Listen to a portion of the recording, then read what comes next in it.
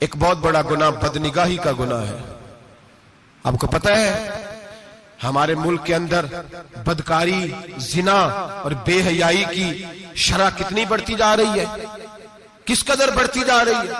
وہ لوگ جو نکاح کر لیتے ہیں وہ بھی اپنی نگاہوں کو، میں اکثر کہتا ہوں، حضور نے فرمایا نکاح آدھا ایمان ہے.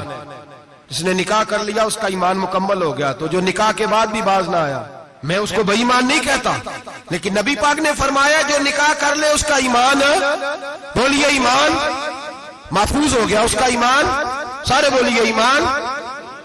اور جو پھر بھی باز نہ آئے، حضور کہہ رہے ایمان مکمل ہو گیا. اور جو نہ باز آیا کیا فتویٰ دیا جائے حدیث کی روشنی میں؟ میرے نبی پاک کی بارگاہ میں عورتیں آئیں توبہ کرنے، بیعت کرنے، مسلمان ہونے. تو حضور بیعت لیتے وقت فرمانے لگے میرے ساتھ وعدہ کرو، جھوٹ نہیں بولو گی، غیبت نہیں کرو گی، زنا نہیں کرو. ایک عورت بول پڑی، کہنے لگی یا رسول اللہ صلی اللہ علیہ وسلم میں مسلمان تو نہیں پر خاندانی ہوں، میرے گھر والوں کے ذہن میں بھی کبھی زنا کا خیال نہیں آیا.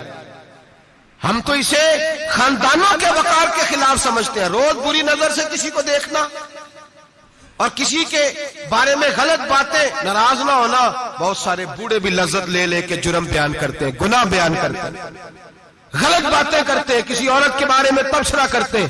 کیا سمجھتے ہیں مرد اور عورت معاذ اللہ تعالیٰ ایک کمرے میں جا کے بدکاری کرے تو وہی زنا ہے؟ میری طرف دیکھیے اور جھانک کر کے سنیے کیا عرض کر رہا ہوں، ادھر دیکھیں میری طرف. نبی پاک صلی اللہ علیہ وسلم نے فرمایا زنا زبان کا بھی ہوتا ہے، زنا کان کا بھی ہوتا ہے، زنا آنکھ کا بھی ہوتا ہے. حضور کس طرح؟ فرمایا جس نے گند دیکھا اس نے آنکھ کا زنا کیا، جس نے لذت لے کے سنا چپ نہیں کرایا، پوری بات سنی، وہ بھی زانی ہے. اور جس نے گندی بات بولی وہ منہ کا زانی ہے، جس نے گند سوچا وہ دماغ کا زانی ہے. اور زانی کو سب سے پہلی سزا اللہ یہ دیتا ہے کہ سجدے کی لذت چھین لیتا ہے، عبادت کا سرور چھین لیتا ہے، اس کا نماز میں دل نہیں لگتا.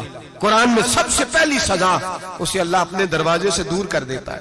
بھائیو آج ہمارے سجدے بے کیف ہیں، آج لوگ غلط جگہ پہ گھنٹوں بیٹھے رہتے ہیں. مسجدوں میں لوگوں کے دلوں کو گھبراہٹ ہوتی ہے، لوگ بھاگتے ہیں. میرے نبی پاک نے فرمایا تو نظر کو پاک کر لے، اللہ تیری عبادت میں لذت پیدا فرما دے گا. میرے بھائی یاد رکھ لیں اور سن لیں، سب سے کمزور آدمی وہ ہے جس کا ذہن پاک نہیں. سب سے کمزور آدمی وہ ہے جو کردار کا غلط ہے. ایک بات میں نے پڑھی، آپ یقین کریں میرا دل کرے کہ میں آگ لگا دوں اس عنوان کو جس پہ گندگی لکھی جاتی ہے، ان اخباروں کو، ان چیزوں کو جس پہ گند لوگوں کے دلوں میں. وہ انڈیا کی ایک وزیر اعظم عورت گزری تو کسی نے اس سے کہا کہ پاکستان نے تو تمہیں شکست دی ہے، تم جیت نہیں سکے بڑا ملک ہو کے. کہنے لگی کوئی بات نہیں، تھوڑا وقت ٹھہر جاؤ، ہم ان پر تہذیبی یلغار کریں گے، ان کے گھروں میں ننگا ناچ کریں گے، یہ گندی تصویریں دیکھیں گے، یہ گند میں الجھ جائیں گے. اور جو قوم گند میں الجھ جایا کرتی ہے وہ پھر کسی سے لڑنے کی طاقت نہیں رکھتی، اس کے اندر ڈٹ جانے کی ہمت نہیں ہوتی، اس کی غیرت کے جنازے نکل جاتے. دل کرتا ہے جل جائے وہ جل جائے جہاں سے برائی پھیلتی، تباہ ہو جائے وہ علاقے جہاں سے گند ہوتا ہے. لوگ گند کی کمائی کھاتے ہیں، گند کی ایکٹروں کے ساتھ کھڑے ہو کے فوٹویں کھچاتے ہیں اور گناہ پہ فخر کرتے ہیں. اور گندے لوگ کہتے ہیں اللہ کا فضل ہے ہم گند پھیلا رہے ہیں، ثم معاذ اللہ. لوگ گناہ پہ فخر کرتے ہیں چوکوں چوراہوں میں. محمد بن قاسم آئے ہندوستان پہ راجہ دہر کے مقابلے میں، نوجوان میری طرف دیکھیں اور صحیح ہو کے بیٹھے، خاصے صحیح ہو کے بیٹھے، تقریر نہیں کر رہا، جذبات کا. میرے جذبات سنیں، دل کے پھپولے جل رہے ہیں سینے کے داغ سے. اللہ کی قسم روح کی گہرائی سے بات کر رہا ہوں، وہ بات کر رہا ہوں جو سینہ کہہ رہا ہے کہ پھٹ جائے اور کہنا نہ پڑے. قرآن و حدیث پڑھتے ہیں اور پھر اپنا حال دیکھتے ہیں تو لگتا یہ ہے کہ عذاب قریب آ گیا ہے، لگتا ہے زمین پھٹنے والی ہے، آسمان گرنے والا، لگتا ہے قریب آ گیا سارا کچھ. سمجھے کیا عرض کر یہ بات اگر آپ سمجھ گئے تو قیمت وصول ہو گئی. اس کو سمجھ گئے تو سمجھ لیں آپ کے مزاج کے اندر اللہ نے تبدیلی پیدا کر دی. محمد بن قاسم 18 سال کا جوان، ایک عورت کی عزت پر راجہ دہر ہندو نے حملہ کیا، محمد بن قاسم بچانے آئے. جب ہندوستان آئے فوج تھوڑی تھی، علاقہ تھوڑا تھا، راجہ دہر کی فوج بہت زیادہ، اور پھر اپنا عرب چھوڑ کے یہاں آ کے ہندوستان میں اس کے علاقے میں اس پہ حملہ کرنا، حالات خراب تھے۔ محمد بن قاسم پریشان ہے۔ ایک بزرگ نے دیکھا، کہنے لگے پریشان کی ہو؟ کہنے لگا سوچتا ہوں علاقہ بھی اس کا، فوج بھی اس کی، میرے فوجیوں کو تو رستوں کا بھی نہیں پتا، کیسے جنگ کریں گے، کدھر سے آئیں گے، اور پھر ہمیں زبان بھی نہیں آتی، کیسے کام ہوگا، ڈر رہا ہوں۔ 2-4 دن گزرے تو محمد بن قاسم اشاش بشاش ہو گئے۔ وہ بزرگ کہنے لگے خیر ہے؟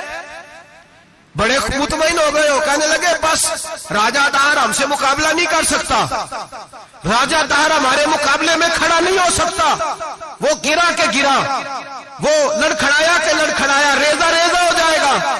آپ کو کیسے خوشخبری مل گئی؟ کہنے لگے مجھے پتا چلا ہے کہ راجہ دہر ذہن کا گندا ہے، وہ تو چچا کی بیٹی کو نہیں چھوڑتا، ماموں کی بیٹی کو نہیں چھوڑتا، خالہ کی بیٹی کو گندی نظر سے دیکھتا ہے۔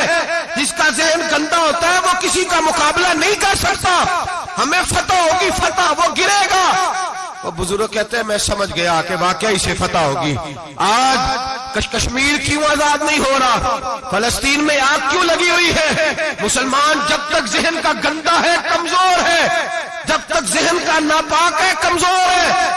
حضرت سعد بن ابی وقاص رضی اللہ تعالیٰ عنہ فرمایا کرتے تھے اللہ مسلمان کی مدد اتنی دیر تک کرتا رہتا ہے جتنی دیر تک مسلمان کا ذہن صاف رہتا ہے، کردار پاک رہتا ہے۔